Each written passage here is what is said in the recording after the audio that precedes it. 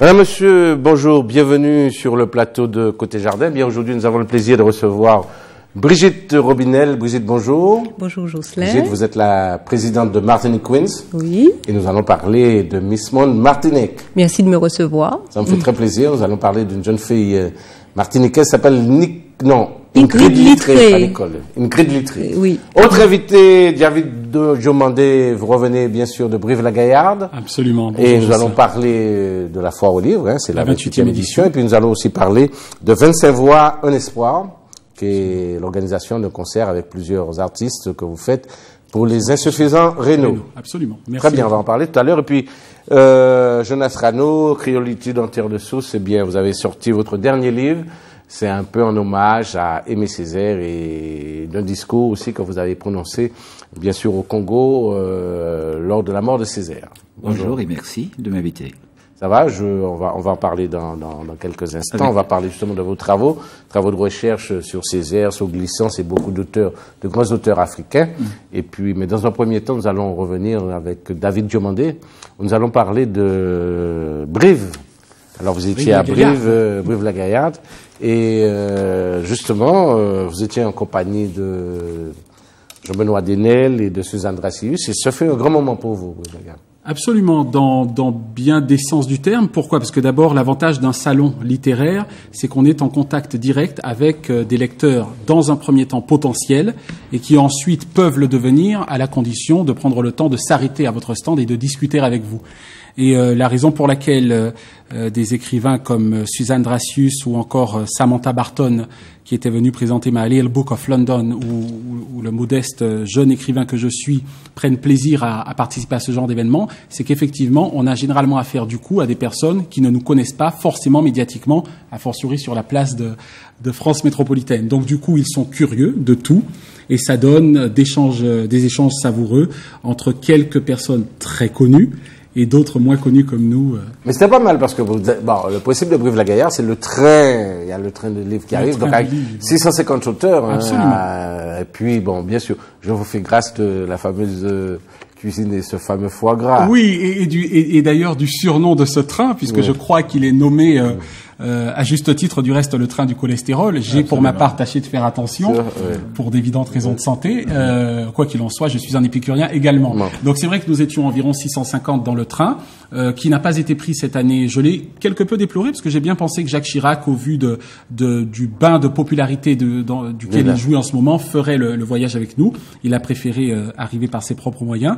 Mais c'est vrai qu'une fois sur place, l'ambiance était là. Nous avons reçu quelques visites fort sympathiques, comme celle par exemple de l'actuel ministre de la Culture, Frédéric Mitterrand. Vous avez rencontré, c'est ça, Frédéric Mitterrand. Il était enchanté.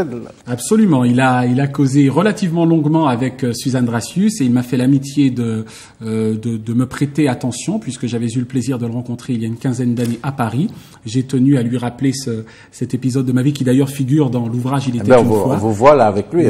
Et il en était très content. En plus, on sent bien que cet homme actuellement, pour les raisons que nous connaissons, est, je vais pas dire nécessairement marqué, mais en tout cas a ses préoccupations. Et il n'empêche qu'il garde le cap en ce qui concerne son ministère, et ça l'a rendu particulièrement attachant dans le cadre de cette foire du livre. En plus, il aime bien l'outre-mer. Absolument. Il aime bien les créateurs, qu'ils soient plasticiens ou qu'ils soient écrivains venus du Sud. Et les dom-toms ne sont pas étrangers parce qu'ils connaissent beaucoup le travail plastique des dom-toms et aussi l'écriture. Il s'y intéresse à titre personnel. C'est un grand écrivain. Absolument. Il viendra nous visiter d'ailleurs prochainement, m'a-t-il dit. Absolument. Et puis toujours dans le cadre de cette rentrée de ce salon, vous avez aussi eu l'occasion de rencontrer Laura Adler, qui présente Absolument, Laura Adler, qui d'ailleurs cette année en était la présidente et qui là encore justement a fait montre d'une certaine attention à notre endroit et je lui en sais gré, ainsi que les éditions d'Enel. Et c'est vrai qu'on sent bien, et ce qui fait plaisir notamment en ce qui concerne les lecteurs qu'on a pu rencontrer, on sent bien que toutes ces personnes qui justement finalement sont représentatives d'une partie de la population française nationale ne demanderaient pas mieux que de nous entendre et de nous voir également sur les médias les plus importants, puisque quand j'ai affaire à des jeunes brivistes de 14-16 ans, ils n'ont pas le réflexe de me dire mais vous êtes noir ou voilà, ils sont heureux, ils s'intéressent à ce qu'on peut avoir à dire ou à écrire dans un livre, et si effectivement le propos les accroche, à partir de ce moment-là, ils repartent avec tel ou tel exemplaire. Donc on sent bien qu'il y a une véritable demande de la part de cette population. Très bien. Puis il faut dire que alors les éditions d'Enel viennent de sortir un livre superbe qui s'appelle Qui ne connaît pas Monsieur Domota. Ah non, bon. Donc il s'agit d'Élie Domota, et je pense qu'on va pouvoir voir ce livre. Alors je rappelle que c'est la participation quand même d'une journaliste de l'Humanité. Elle s'appelle Rosa Moussaoui. Il y a la participation aussi journaliste et dramaturge France Sucab de la Guadeloupe. Il y a Monshoaché, que l'on connaît, poète et philosophe martiniquais Monshoaché, plus connu près de chez nous, pour ceux qui ne savent pas qui est Monshoaché, André Pierre-Louis. Et puis la participation de Jérôme Maucourin, eh bien, c'est un universitaire qui enseigne à l'université de Bordeaux. Donc voilà. Et puis je rappelle aussi que la préface a été quand même faite par un jeune martiniquais qui s'appelle Malik Duranti, qui est doctorant en sciences politiques. D'ailleurs, son directeur de thèse est Fred Reynaud, qui enseigne à l'université de Frioul en Guadeloupe. Et c'est lui qui a fait la préface. Donc on peut dire que c'est là un travail intéressant du point de vue de la contribution amenée à ce travail du LKP de Domota. Je rappelle que Domota, à l'époque, avait fait ses études. Il a fait économie et sociale et plus un 3e cycle d'urbanisme. Et entre-temps, quand il est rentré en Guadeloupe en 91, il s'est trouvé être directeur adjoint on appelle ça aujourd'hui Pôle emploi, c'est ça, la NPE. Pôle emploi, ouais. C'était dans le temps la NPE de la Guadeloupe, donc du Pôle emploi de Monalo. Et il est syndicaliste et connu pour être le coordinateur de LKP, liénage contre profitation. Alors, très bien, on va vous retrouver tout à l'heure, David, pour parler justement de ces 25 voix, un espoir. On va, dans un premier temps, retrouver Jonas Rano pour Créolitude en terre source. Pourquoi cet énième livre, justement, en hommage au poète? Lorsque j'ai été invité à Lubumbashi, à l'université de Lubumbashi, pour fêter l'anniversaire des 70 années de Georges Ngall, qui avait déjà écrit un livre important sur Césaire, il m'a été proposé de rendre un hommage, j'irai sur le terrain, à Aimé Césaire, d'autant plus qu'il avait écrit un livre magnifique, Une saison au Congo. Il avait écrit, donc il avait rendu un hommage, puis-je dire, appuyé à Patrice Lumumba, et bon, c'était l'occasion pour moi de lui rendre cet hommage, et ils ont préféré que je le fasse là, sur le terrain, à Lubumbashi, plutôt qu'à Paris. Voilà. Donc j'y suis allé à l'université, et j'ai pu effectivement rencontrer une attente. Alors justement, ce qui est intéressant, c'est votre analyse de Césaire que vous rencontrez, mais en même temps, vous participez pratiquement votre vie hors de Martinique, beaucoup plus en France, puisque et en Afrique, passez votre temps en Afrique et en Martinique, puisque vous êtes enseignant-chercheur. De la même manière que vous enseignez dans certaines universités françaises, vous enseignez dans certaines universités américaines. Et quel est votre regard vraiment sur Césaire, vous qui l'avez rencontré dans des circonstances très différentes, justement? Césaire, c'est d'abord un ami. Oui. C'est déjà quelqu'un de très proche.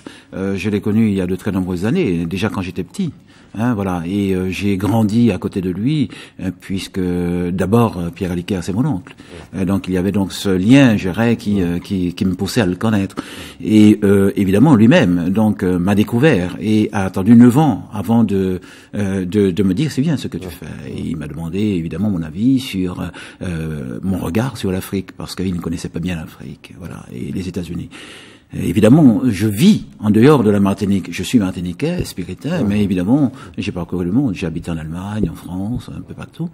Et surtout, je suis invité dans des universités prestigieuses, Harvard, Laval, je dirais, Nouvelle-Calédonie, Égypte, Afrique du Sud, Japon. Voilà, c'est ma démarche. Il est évident que Césaire, pour moi, est un père spirituel, quelqu'un que l'on ne peut pas écraser, quelqu'un que l'on ne peut pas définir maintenant, étant donné que avec sa disparition, c'est, je dirais, tout le cheminement de sa pensée qui doit être donc pris en compte, voilà, analysé. Et moi, en tant que pas fils spirituel, je dirais un écrivain martiniquais, écrivant voilà dans la continuité de ce qu'il a fait avec Césaire, avec Damas, d'autres personnes, Senghor, c'est de positionner ma pensée de façon à ce que les jeunes qui viennent puissent découvrir un auteur je dirais martiniquais simplement. Est-ce qu'on peut dire toujours que Césaire a toujours été un auteur et un homme à la recherche d'une patrie? Oh, je crois qu'il l'a trouvé. D'ailleurs, quand on lit Engal, je disais tout à l'heure, on comprend très bien qu'il était à la recherche d'un cri. Il faut savoir que le travail de Césaire, c'est le travail, donc, je dirais simplement de précurseurs comme Bryce Mars, comme Dubois, je dirais simplement des indigénistes haïtiens, et d'autres encore, je dirais simplement qui, autour, donc, des Sœurs Nardal, à côté, à Paris, ont poussé un cri, un grand cri nègre. Et Césaire a été le père porteur de ce Keinec. Et d'ailleurs, Damas l'exprime très bien. Nous étions trois, je dirais simplement pour accoucher donc de cette négritude. Une négritude qui, malheureusement, pour certains, ne serait plus d'actualité, mais qui est toujours d'actualité, parce qu'il y a beaucoup de choses à découvrir, y compris donc, je dirais simplement une relecture fondamentale donc du travail donc de ce triumvirat important pour nous. Ouais, mais puis il faut pas oublier, Césaire disait de rien à Damas. Il est fondamentalement la négritude. Ah oui. Césaire disait que Damas, c'est voilà. La négritude, c'est Damas. Ben, il faut savoir que Damas a été le seul à parler couramment l'anglais à l'époque. Absolument. À être proche des Américains, à travailler avec des Américains, Lonston Guillaume et compagnie. À passer son temps aussi dans les clubs de jazz avec des Noirs américains après la guerre. Et à promotionner, je dirais simplement la culture, et à être reconnu de par ses écrits, à être publié aussi. Ouais, je rappelle qu'il a enseigné aussi à Washington D.C. à l'université de Washington. Après, il a eu donc simplement la médaille donc de docteur, voilà, je dirais, voilà. Et il est évident que je dirais simplement Damas est indissociable de Césaire de Senghor. Mais au-delà de ça, d'autres, je dirais, personnes qui ont énormément porté donc ce mouvement de la négritude sur les fonds baptismaux. Très bien. Alors je rappelle que ça s'appelle le créolitude en terre de source. Hein, c'est un petit peu votre analyse sur ce travail justement de ces différentes créolitudes et la terre source étant l'Afrique. Hein.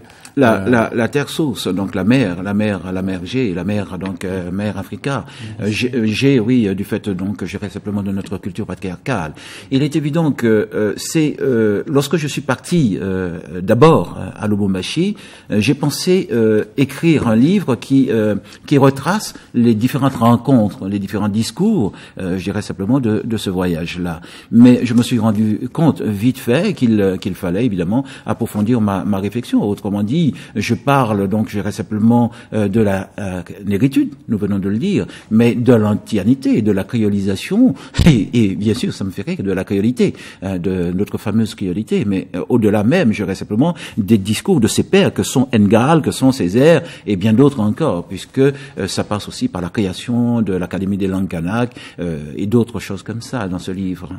Et puis je rappelle aussi que vous êtes en train d'écrire un essai sur Glissant. Très très important, hein, puisqu'il s'agit donc d'une commande donc de l'AUF et de l'université de Metz. C'est un travail qui n'avait pas été fait, qui n'a jamais été pensé, ni même, je dirais, initié de quelque manière que ce soit. C'est simplement je dirais, une réflexion que je porte sur le travail de Glissant concernant la créolisation. Alors, il faut savoir que Glissant apprenait une idéologie, un concept donc, de créolisation, mais je vais beaucoup plus loin en décortiquant la paraphilosophie de Glissant. En décodant, en fait, en donnant aux gens la possibilité de comprendre aussi. Parce que les gens très vite oubliés, ils ont vu le Glissant romancier, le Glissant auteur, essayiste, mais ils ont oublié que Glissant est d'abord un philosophe avant tout. D'abord un philosophe, mais là où mon travail est un travail critique, donc d'un docteur qui critique un autre docteur. Mais ce que je fais comme travail, c'est d'aller aux sources, voir ce que c'est que la créolisation, et évidemment de gommer un peu, je dirais, tout ce qui a été dit. Glissant n'est pas le père de la créolisation. Il y a eu donc les premières études de la créolisation donc dans les années 59 exactement, à Mona en Jamaïque. Il y a une autre encore après dans les années 70, 78. Quoi. Et il y a eu énormément de gens qui ont écrit et qui ont été porteurs donc de ce concept. Évidemment, je travaille sur le concept de Glissant en montrant où il prend ses sources et pourquoi la paraphilosophie. Parce que tous les concepts qu'avance Glissant, ce sont des concepts scientifiques créés par d'autres Donc il s'en est servi pour évidemment, voilà. Donc je dirais simplement écrire sa propre idéologie. Et c'est une des raisons pour laquelle j'ai eu un grand plaisir à écrire cet ouvrage. Je rappelle que Moulins en Jamaïque, c'est l'université West Indies de Jamaïque, pour ceux qui n'avaient pas compris, ne connaissent pas cette université. Jamaïque. Très bien. Ouais. David Diomandé, alors 25 voix, un espoir pour les insuffisants rénaux. Ça se passe comment? Qui sont les invités qui sont... Alors, c'est un concert qui aura lieu, un triple concert, donc c'est en fait 3 fois le même événement, qui aura lieu la semaine prochaine, vendredi 20 et samedi 21 novembre à 19h30 et dimanche après-midi pour celles et ceux qui n'aiment pas nécessairement, qui ne peuvent pas sortir le soir à 16h. Sous le grand carbet du parc Aimé Césaire, on y revient. Et alors la liste est longue, donc c'est vrai que je ne voudrais pas avoir l'air que les gens retiennent un peu, alors, connaissent. Disons qu'on les gens auront le plaisir d'applaudir des personnes aussi du pays que variées que Polo Albin, Daniel René Corail, Jocelyne Béroir, Jean-Philippe Martelly, Ralph Tamar, Jessica Dorsey, Kate. Les voix de Quack, à savoir Suzy Trébeau, Léa Galva, Jean-Luc Guanel, Black Callaghan pour le slam, on y a pensé aussi. Il y aura également Koulou J, Lieutenant, Jean-Marie Ragald. Voilà, il y en a vraiment pas mal qui nous ont fait l'amitié de répondre présent à cet appel. Et c'est la raison pour laquelle je me permets, en regardant nos compatriotes dans le blanc des yeux, de leur lancer l'invitation, pour une raison toute simple, c'est que, encore une fois, ce concert est vraiment à but caritatif. Je tiens à dire, en vous regardant dans le blanc des yeux, que cet argent récolté, puisqu'il s'agit effectivement de récolte de fonds, de levée de fonds, comme on dit dans ces cas-là, sera reversé à une association qui s'appelle l'AMIR, A-M-I-R, pour Association Martiniquaise des Insuffisants Rénaux, actuellement présidée par Mireille Fortuné. Une association. Et cet argent le permet. Alors cet argent permettra notamment, parce qu'il faut savoir, l'insuffisance rénale est une maladie déjà très lourde à vivre en soi. Jude en sait quelque chose, il a un ami concerné. Et en plus, c'est une maladie qui revient cher, ne serait-ce qu'au niveau du matériel. Pour ma part, j'ai effectivement la grande chance d'être encore valide, je touche du bois, Inch'Allah, pour le rester jusqu'à la fin de mes jours, mais il y a des personnes qui, parce que leur maladie est liée au diabète, comme c'est mon cas d'ailleurs, moi je souffre ce qu'on appelle une néphropathie diabétique, c'est-à-dire que j'ai perdu l'usage de mes reins à cause d'un diabète déjà très avancé. Et par rapport à cela, il y a des personnes qui sont déjà aveugles, qui ont moins d'orteils, par exemple. Enfin, je veux dire, il y a des gens qui, malheureusement, sont rognés petit à petit, il faut dire les choses comme elles sont, et qui, du coup, ne serait-ce que pour monter sur la balance, parce qu'on est obligé de se peser systématiquement pour voir quelle quantité d'eau on a justement ingéré en l'espace de 2 dialyses. En fait, c'est à ce moment-là, dans l'insuffisance rénale, l'eau devient poison. Voilà, l'eau devient poison. Il y a 2 gros poisons pour un insuffisant rénal, c'est le potassium, risque d'AVC direct, et la prise d'eau. Ce qui fait que, par exemple, là, j'ai effectivement très soif depuis ce matin, mais je dois faire attention à ce que j'ingère pour éviter l'œdème aigu pulmonaire, c'est-à-dire me retrouver dans la situation d'un noyé potentiel. Donc, encore une fois, le matériel coûte cher, les lits balances, les ceci, les cela, le matériel de dialyse. Nous manquons, non, j'exagère, mais disons qu'il y a de plus en plus de dialysés en Martinique, et du coup, les coûts sont multipliés. Donc, pouvoir effectivement permettre à toutes ces personnes qui font en sorte que les 500 Martiniquais que nous sommes, c'est pas rien 500, c'est quand même plus d'1% de la population, puissent vivre cette pathologie très lourde dans les meilleures conditions. Je rappelle qu'il s'agit quand même pour 500 d'entre nous d'être rattachés à une machine systématiquement, à vie, sauf en cas de greffe, 3 fois par semaine pendant 4 heures en général au minimum, et ça peut aller jusqu'à 6 heures si le poison dans le corps est très important. Est très important. Donc c'est quand même vraiment, vous feriez une bonne chose. Je sais qu'en général, on ne doit pas, pour des raisons de télé publique, dire le prix, mais là c'est vraiment caritatif. C'est 30 € et 30 € pour 25 de nos artistes. Je dis que là où en ce moment certains sont capables de donner 50 € pour des gens qui viennent de très loin et qui ne chantent qu'1h15, je pense qu'on peut très bien essayer de soutenir les siens propres quand ils ont la chance eux-mêmes de montrer leur solidarité aux enfants du pays. D'accord, et ça s'appelle 25 voix, un espoir. Ça se passe au Grand Carbet, c'est le vendredi 20, le samedi 21, 19h30, voilà. Et le dimanche à 16h, Grand Carbet du parc Aimé Césaire. Absolument. C'est pas le Grand Carbet qui s'appelle Aimé Césaire, c'est le parc qui s'appelle Aimé Césaire. Absolument, oui. J'entends souvent le Grand Carbet Aimé Césaire. Et trois duos, pour terminer, 3 duos de présentateurs, parce que là aussi j'ai tenu à montrer, on va dire, l'espèce d'interactivité et de solidarité. Il y aura Kate et Yves Bussy, Ludivine et Jérémy Edouard, et Léa Galva et Rodrigue Florimont. Ben voilà, vous aurez tout un panel intéressant, relationnel, interjournalistique, animateur, animatrice et musicien, chanteur pour les Sous la Instituts direction Renaud. musicale de Gilles Rosine. Elle s'appelle Brigitte, elle avait caché à sa maman qu'elle serait mannequin un jour, elle l'a été d'ailleurs. Et puis depuis, elle s'occupe de Miss Martinique Queens, très important, l'appellation originale, parce qu'elle laisse dans l'espace caribéen. Eh bien, Brigitte, bonjour. Bonjour, Ça va, Jocelyn. depuis quelque temps, depuis quelques années, nous avons beaucoup de jeunes filles brillantes, belles et très gracieuses qui vont à différents concours. Alors, en ce moment, avant de parler justement d'une jeune fille particulièrement, d'Ingrid Littré, quelles sont les filles qui sont à l'étranger et dans quel concours? Alors déjà, Jocelyn, puisqu'on parlait de Césaire, je voulais dire quand même qu'il est une source d'inspiration permanente pour nous à Martinique Queens. Et je cite, « Il n'est point vrai que nous n'avons rien à faire au monde et que nous parasitons le monde. » Je cite encore, il est place pour tous au rendez-vous de la conquête. Très bien. Et je cite encore, aucune race n'a le monopole de la beauté, de la force et de l'intelligence. Je pourrais vous dire beaucoup de choses encore. Et nous sommes debout, mon pays et moi, les cheveux dans le vent, etc., etc. Et voilà. Donc c'est un peu la bataille que je mène. Et là, en ce moment, il y a 5 ambassadrices martiniquaises qui nous représentent à des concours, aux plus gros concours internationaux. Là, on a Pascal Nélide, qui est Miss Earth aux Philippines. On a Nathalie Peters, qui est une métisse allemande martiniquaise, qui est Miss Internationale. Elle vient d'atterrir à Pékin, là où Usain Bolt a gagné les Jeux Olympiques. Et on a en ce moment à Abu Dhabi, elle a d'abord atterri à Londres, elle fait la semaine de la mode à Abu Dhabi, elle va se rendre en Afrique du Sud après, et Ingrid Littré, qui nous représente au plus gros concours de beauté international. Et voilà, ça c'est le travail de Martinique Queens. Écoutons Ingrid, elle va nous dire. Voilà. Elle va nous dire Ingrid Littré, pourquoi. j'ai 22 ans. Je suis étudiante en infocommunication à l'Université d'Antilles-Guyane et je dois concourir pour Miss Monde en Afrique du Sud. Et avant tout, je dois me rendre à Londres pour un dîner de charité. Alors justement, qu'est-ce que tu penses justement le fait que tu participes à Miss Monde? Est-ce que tu avais pensé au départ? Au tout début, non, mais je trouve maintenant que c'est quelque chose de fort. J'ai eu une année pour me préparer et j'ai mis toutes les chances de mon côté pour pouvoir réussir. Ingrid, qu'est-ce qui va se passer? Comment faire pour que la Martinique vote? Alors, dès qu'on aura la date, la Martinique pourra voter sur le site www.missworld.com. La date sera communiquée au courant du mois de novembre. Alors, il faut dire que le concours lui-même, il se passe, je crois, le 12 décembre.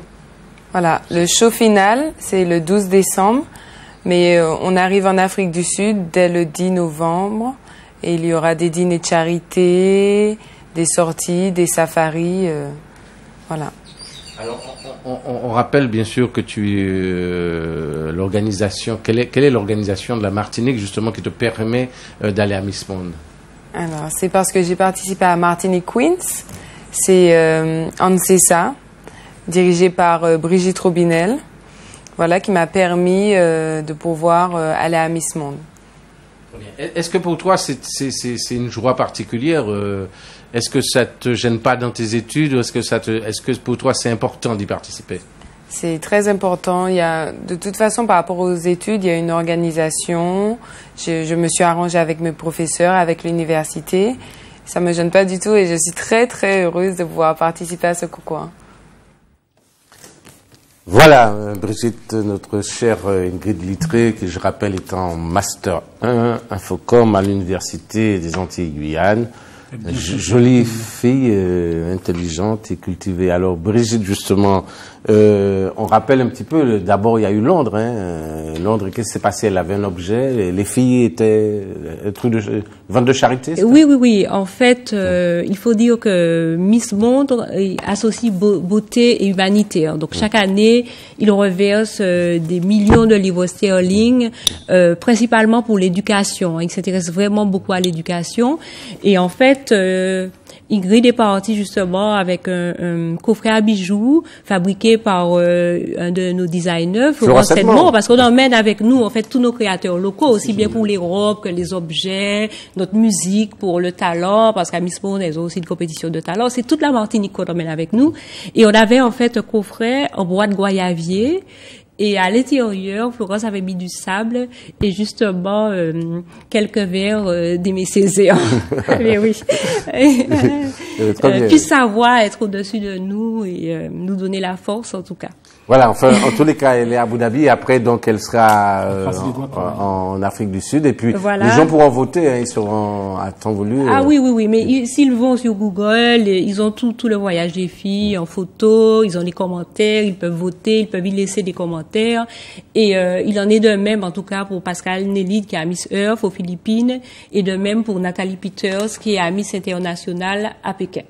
Très bien, merci. Voilà. Je rappelle, sortie sur les chapeaux de roue, qui ne connaît pas Monsieur Domota, Elie Domota, né en 1963, donc coordinateur du LKP, participation d'excellents journalistes et universitaires, qui ne connaît pas Monsieur Domota. Créolitude en terre sauce, eh bien, Jonas Rano, donc c'est votre dernier livre. Oui. Et puis très bientôt va paraître votre essai sur le grand Édouard Glissant.